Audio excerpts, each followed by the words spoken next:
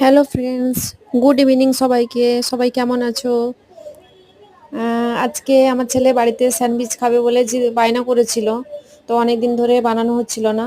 তো আজকে বললাম একটু ফ্রি আছি, তো বানিয়ে নেই বিকালে।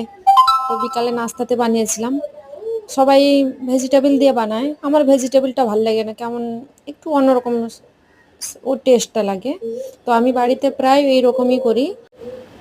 আলু আর ডিম দিয়ে ওগুলো সিদ্ধ করে ম্যাশ করে আর শেজওয়ান চাটনি, চিজ, মিউনিস এসব দিয়ে বাড়িতে আমি এরকম বানাই।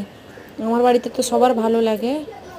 তোমরা যে বানাতে চাও আমি রেসিপিটা করেছি, একবার বানিয়ে খেয়ে দেখতে পারো, ভাল লাগবে। বড় ছোট সবাইকে ভাল লাগবে রেসিপিটা।